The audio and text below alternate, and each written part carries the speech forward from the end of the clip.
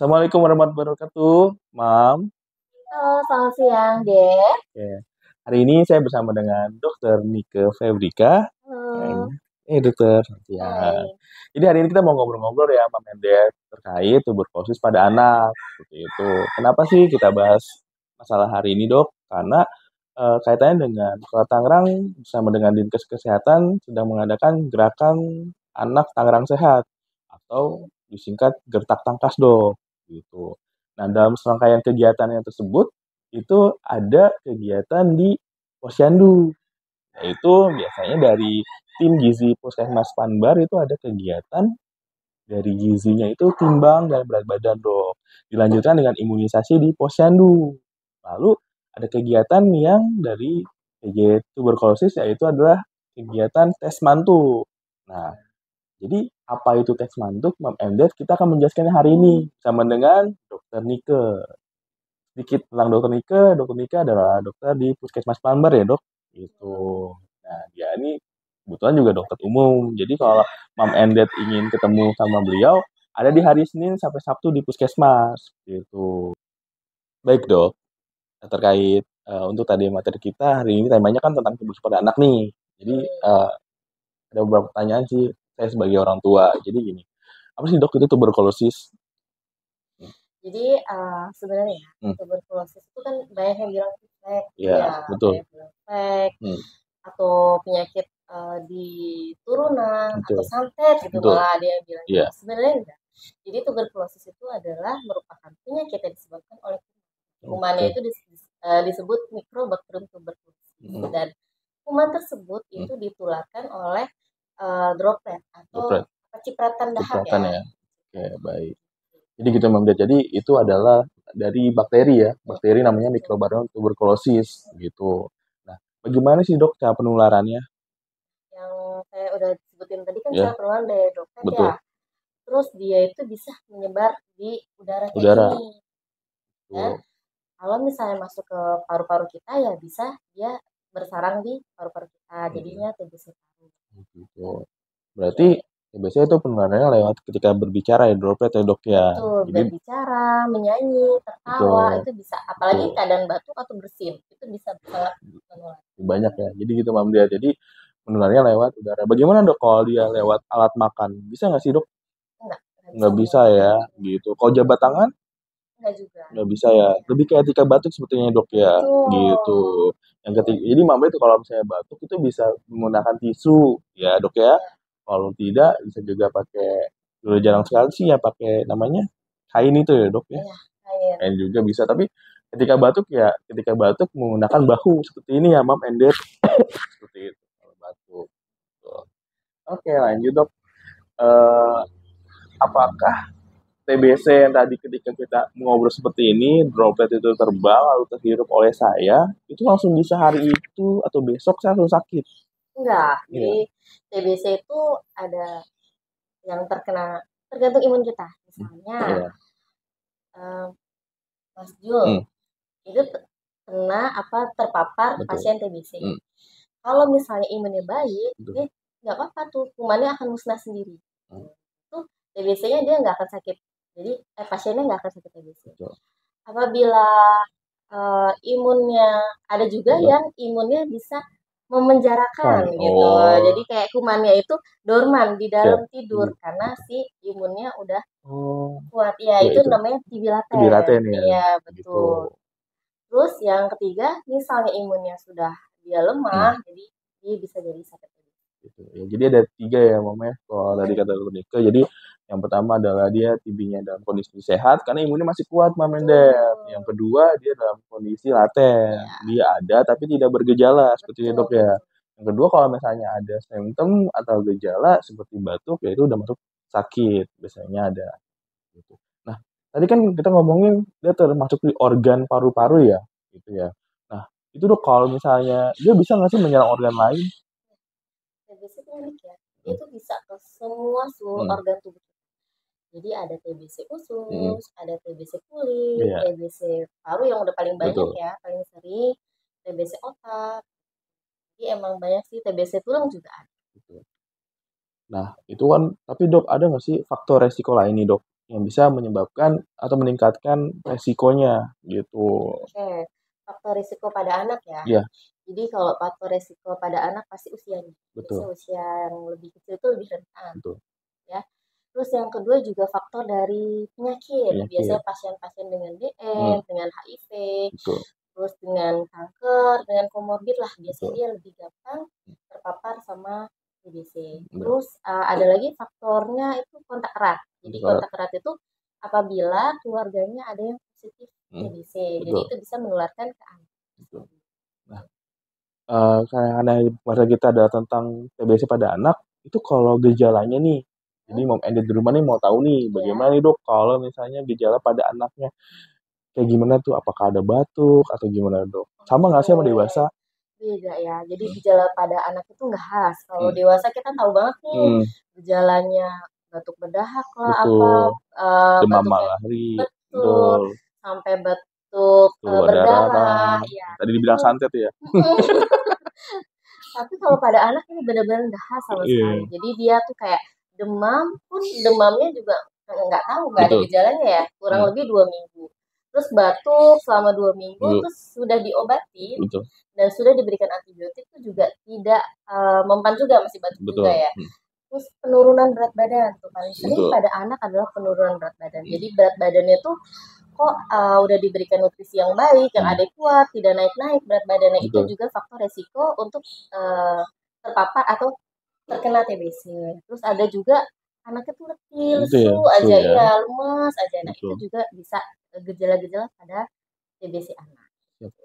Jadi momennya tuh kalau misalnya untuk tadi ceritanya gini, kalau misalnya anak saya di rumah berat badannya ini agak turun, berarti emang harus setiap bulan rutin ke posyandu ya dok ya? Gitu. Sesuai tadi awal kita bilang, jadi gerakan gertak tangkas, yaitu gerakan anak saya Tangerang. Jadi emang wajib nih Mom and Dad untuk datang ke posyandu untuk timbang berat badannya, sehingga nanti di kartu menuju sehatnya kelihatan tuh grafiknya. Gitu. Kebetulan kalau nanti di Puskesmas Panbar juga ada nutrition ya yang turun untuk ke posyandu nanti untuk kasih edukasi gitu. Mbak Indri. Dia ada di meja 4 kok di posyandu Mom and Dad gitu ya. Oke, lanjut dok. Nah, tapi kalau misalnya tadi berat badan untuk ketemu dokter nih ada polinya di hari apa ya dok kalau boleh tahu? Kalau untuk kami di poli itu ada setiap hari ya. Hari ya. Setiap hari dari Senin sampai hari Sabtu. Itu kami ada gitu. Kalau untuk poli TB-nya sendiri dok, kalau di Puskesmas. Poli TB di Puskesmas Pandungan Barat itu dari jam 8 sampai jam 12 di hari Sabtu. Betul. Gitu. Jadi Mom and Dad kalau mau datang, mau screening, boleh nanti ke siapa aja ya, karena semua dokter emang sudah bisa menangani TBC-nya ya, gitu jadinya. Jadi sama tuh jangan langsung, iya anak saya kurus langsung bilang itu TBC, nggak gitu ya dok. Jadi kita screening dulu, gitu. Nah, screeningnya nih dok, untuk tahapannya kan yang kita tahu nih, biasanya tuh kan anak kecil kebanyakan yang kita lihat tuh harus dirawat dulu di rumah sakit. Terus misalnya dirawat dengan diagnosa pneumonia atau misalnya paru-paru basah. Nah itu kalau misalnya dari sana kan udah bawa hasil X-ray nih, kayak gitu berarti selain X-ray itu ada apa lagi sih dok kira-kira? Oke, jadi untuk pemeriksaan penunjang betul, gitu ya. Nah jadinya pemeriksaan penunjang untuk pasien TB anak ya. Sebenarnya banyak pemeriksaan penunjang. Saya tekankan dulu, gold standar pada pemeriksaan TBC adalah dahak. Tapi pada anak ngeluarin dahak itu Masya Allah ya. Itu sulit luar sekali biasa sulit sekali. Jadi untuk pemeriksaan pada anak itu banyak. Ada scoring TB anak nanti ya. Nanti dokternya yang akan men-scoring sendiri. Itu ada hitungannya sendiri. Yang kedua adalah mantuk tes ya. Itu mantuk tes juga untuk pemeriksaan penunjang pada TB anak. Yang ketiga adalah IGRA. Mahal ya? Iya, IGRA itu mahal sekali. Yang empat adalah ronsen. Yang kelima bisa juga dahak tapi menggunakan induksi sekutu ya. Mungkin kalau di Puskesmas Panbar belum ada kali ya induksi sekutu. Nanti kita akan rujuk ke rumah sakit.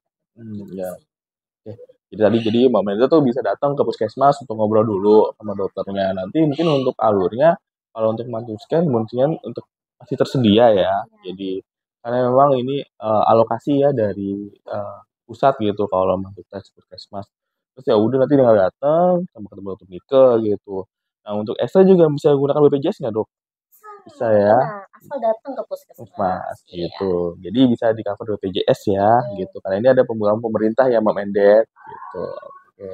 Nah kalau ngomongin TCM dok, misalnya anak saya nih sakit, tapi gini ke satu keluarga nih, boleh nggak sih orang tuanya dicek? Gitu. Harus ya. Boleh, tapi harus ya wajib. Satu pasien yang positif TB di dalam rumah itu wajib di screening satu rumah. Bahkan harus screening tetangganya Mam Ende. Jadi kalau misalnya ada pasien TB, kalau tetangganya di screening nggak usah sakit hati, nggak usah malu ya. Bener. Itu agar kita sehat. Gitu. Nah kalau ngomongnya tadi sudah diperiksa terus ternyata sakit, bisa nggak sih dok disembuhin? Pasti bisa ya. Oke. Gimana tuh dok minum? Jadi asal berobat teratur. Jadi minum obat TB kan ntar obat TB dapat dari puskesmas terdekat, klinik atau rumah sakit ya. Yang kedua harus minum obat teratur. Betul. Minimal 6 bulan tergantung dari TBC-nya ya. Betul. Kalau misalnya TBC paru biasanya 6 bulan, kalau TBC lainnya bisa sampai 1 tahun. Oke, jadi yang pertama adalah obatnya harus dosisnya tepat dulu ya. Betul, dosis tepat. Waktu minum obatnya juga tepat. Nah, waktu minum obat TB di kapan dok kira-kira? Oh iya, oke. Jadi waktu minum obat terbaik adalah sebelum makan atau perut kosong. Kalau udah terlanjur makan gimana dong dok? Oke, boleh 1 sampai 2 jam setelah makan. Iya, gitu. Jadinya pagi hari ya, gitu. Iya, pagi hari. Iya sih. Saya pernah sih dok nyobain obat anak. Itu emang rasanya agak manis ya, gitu. Ya, berarti boleh nggak dok kalau obat anak ini dicampurin di botol susunya gitu, tidak? Kalau bisa nggak usah ya, gitu. Jadi kalau misalnya obat pada TB anak, obat TB anak nih, itu juga nggak boleh digerus, apalagi dicampur. Boleh ya. Jadi kalau mom and dad anaknya belum bisa ngunyah atau belum bisa makan obat dengan baik, paling ditaruh di air biar dia larut sendiri. Terus baru diminumin ke anaknya. Dan rasanya manis kok. Jadi insya aman kali ya. Oke dok. Nah, ini dok, misalnya kita tadi terkait ketak tangkas juga. Tadi kita selalu ngomongin bagian untuk timbang atau gizinya dok ya. Nah, terkait imunisasi nih di step yang selanjutnya di posyandu. Nah, imunisasi apa sih dok yang bisa mencegah penyakit TBC ini? Gitu. Imunisasi dasar yang emang sudah diwajibkan untuk seluruh anak di Indonesia adalah untuk mencegah TBC ini tuh imunisasi BCG. Ya. Yang di lengan ya biasanya ya, di lengan yang menyebabkan scar itu adalah imunisasi untuk pencegahan TBC pada anak. Itu bisa terkena lagi nggak dok? Bisa terkena lagi ya. Itu hanya mencegah agar tidak terjadi TBC berat. Betul, gitu. Ya. Jadi untuk mom and dad kalau misalnya anaknya ada yang terlewat imunisasi, misalnya entah karena sakit atau lagi batuk pilek di bulannya, bisa nggak sih dok dikejar? Bisa ya. Langsung datang ke puskesmas ya. Jadi gitu ya mom and dad ya, tinggal datang aja ya. Jadi kita selalu bisa konsultasi ya di puskesmas Pandungan Barat ya, gitu. Oke, lanjut. Nih ada kalau misalnya gini dok, tadi kan kita ngomong orang tuanya diperiksa juga ketika anaknya terkena TBC. Itu orang tuanya ada nggak sih dok dapat obat bila dinyatakan dari dokter spesialis dia tidak sakit gitu, terkait TPT-nya gitu tuh. Terapi pencegahan iya, gitu ya. Betul. Misalnya ada salah satu keluarga yang terkena TBC, apakah ada obat untuk pencegahannya gitu. Oke.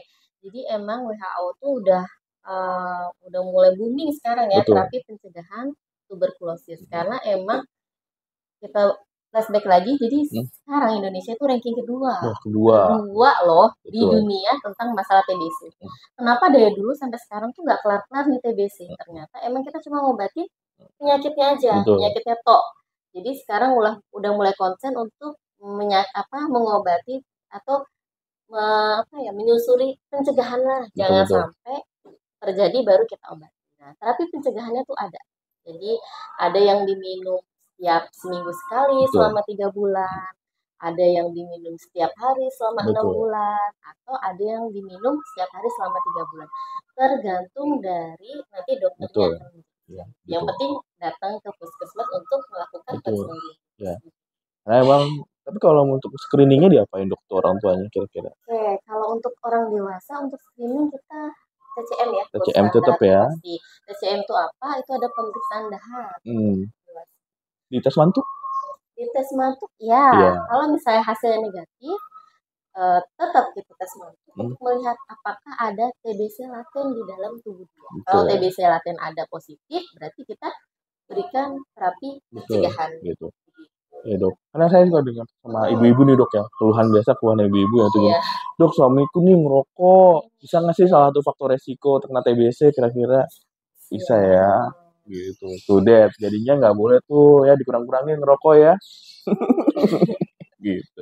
Oke, ini dok ada lagi, apakah TBC pada anak menular? Karena ini ada case misalnya gini dok, ada orang tua yang DM di Instagram itu nanya gini, salah satu anak di kelas anakku nih ada yang pengobatan.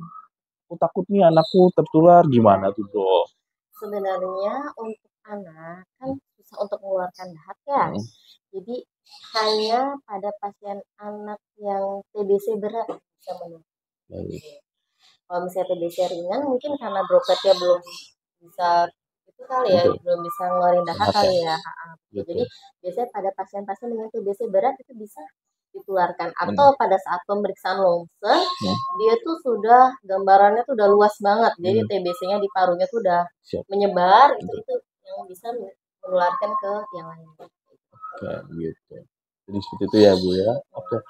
Nah, terus ada juga nih pertanyaan ibu-ibu. Jadi pertanyaannya gini, misalnya anak saya udah minum obat nih ya dok, terus hal apa aja sih normal? Karena ada pertanyaan gini, dok, anakku habis minum obat pipisnya jadi merah, normal nggak sih dok? Ya, benar-benar. Jadi emang itu salah satu dari efek sampingnya. Efek samping obat TBC. Gitu. Jadi emang obat TBC itu kan ada rifampicin, INH, pyrazinamid ya. Kalau pada anak tidak ada ethambutol. Jadi rifampicin itu emang berwarnanya merah, dia ada pigmentasi warna merah, makanya pipis anaknya ada kemerah-merahan oranye. Bahkan sampai keringatnya pun bisa seperti itu. Jadi oke, nggak apa-apa. Itu kenapa memang tadi saya sampai mengingatkan untuk minum obat dengan resep dokter ya, dalam panduan, itu tepat dosisnya dan tepat waktunya, seperti itu. Tapi dok, misalnya selain itu, kalau misalnya ada nggak sih di obat ini nih, kan ada kita sebagai orang tua ya dok khawatir gitu, ada nggak sih misalnya kayak anak saya tiba-tiba jadi kuning gitu, kalau kayak gitu saya mesti apa nih dok, stop obatnya atau kayak gimana dok? Ya, jadi emang ada efek samping. Kalau tadi kan efek samping dari obat itu pipisnya merah, itu kan normal, emang akan dibilang sama dokternya efek samping seperti itu. Terus gatal-gatal juga bisa efek samping dari obat itu ya. Yang harus diperhatikan adalah apabila efek sampingnya itu sampai kuning ya? Benar-benar matanya kuning, badannya kuning, nah itu langsung stop, langsung ke puskesmas atau klinik terdekat atau rumah sakit terdekat. Atau dia alergi berat, kayak sampai gatal seluruh badan atau sampai sesak di nggak bisa nafas gitulah ya, itu harus stop obatnya langsung ke rumah sakit. Gitu. Oh ya, tadi saya lupa terkait obat juga nih dok. Baru ingat. Jadi gini, waktu tertepat itu saya tuh kasih obat anak kan pagi hari nih. Sebelum apa sih sudah makan nih dok? Kira-kira. Karena baru tahu nih momen dia. Jadi kan tadi perut kosongnya. Kalau bisa sih sebelum makan ya. Gitu. Betul. Bisa sebelum. Gitu. Kalau sampai muntah dok, itu perlu diulang lagi nggak? Kira-kira? Nggak perlu sih. Nggak perlu ya, gitu. Oke. Nah, jadi ya untuk ini dari awal kita udah ngobrol terkait dasarnya nih, terkait dengan TBC pada anak, gitu ya, mom and dad. Nah, sekarang biasanya lebih ke tes mantuk ya dok ya. Boleh. Gitu. Tes mantuk tuh disuntiknya di bagian mana sih dok? Gitu. Jadi kan tadi yang pemeriksaan screening TB anak itu kan tes mantuk salah satunya ya. Betul. Jadi itu disuntik di pola lengan bawah. Di sini ya dok ya. Ya, oke. Jadi boleh di kanan, boleh di kiri. Biasanya sih saya suka di kiri karena di kanan kan buat aktivitas ya. Di kiri disuntikin pakai apa namanya? Spirit 1 cc. Spirit 1 cc. 0,1 aja. 0,1 aja ya. Dia nggak akan nyebabin demam, nggak akan nyebabin gatal, gitu, nggak kayak imunisasi biasa. Jadi nanti dia 2-3 hari akan menyebabkan indurasi. Nah, itu yang akan kita hitung. Apakah pasien ini masuk scoring TB-nya atau pasien TBC, sakit TBC atau enggak. Ya, jadi tadi cuma disuntikan di sini ya, di bawah sini dibikin melinting ya dok ya, bikin bentol gitu. Tapi tadi tidak bikin demam dan bikin gatal ya mom and dad. Dan jangan lupa tercepat dalam 48 jam harus kembali ke puskesmas nanti dilihat. Iya, 2-3 hari. Ya, yang kita ukur adalah tadi bentolannya ya dok ya, gitu. Jadi jika di atas 10 mm itu positif, tapi itu tidak positif TBC ya dok? Iya, belum. Belum. Kalau ini matutnya positif di atas 10 mm, belum tentu tuh TBC. Jadi kita harus ada pemeriksaan lanjutan lagi. Itu scoring tinggi pada anak ya dok. Betul, yang tadi saya jelaskan ya. Karena ada 6 pertanyaan nanti, seperti itu. Oke. Baik, untuk tes mantuk sudah jelasnya semua. Sepertinya untuk hari ini udah cukup jelas ya dok ya, gitu untuk TB pada anak. Jadi mau ended gitu. Nah, jadi kalau masih ada pertanyaan, boleh nanti di komen ya, gitu, atau DM di Instagram, atau nanti ini juga kan live di YouTube ya, gitu. Nanti tinggal komen aja di kolom komentar gitu. Baik. Jangan lupa ya nanti di share ya ibu-ibu ya, untuk nanti supaya ibu-ibu pada tahu nih, kan, Mama ini tahu nih teman-teman yang lain. Dia boleh tuh di grup WA di grup keluarga juga boleh tuh di-share nanti video kita ya, supaya lebih teredukasi. Oke. Baik, dari saya cukup sekian. Terima kasih Dokter Nike untuk hari ini. Ya, oke, boleh kita tos TB? Oke. Ya. Jadi saya nanti bilang tos TB, temukan obati sampai sembuh. Dilanjut dengan gertak tangkas, gerakan anak Tangerang sehat. Ayo ke posyandu. Gitu ya, baik. Oke? Siap. Tos TBC, temukan, obati sampai sembuh. Gertak tangkas, gerakan anak Tangerang sehat. Ayo ke posyandu.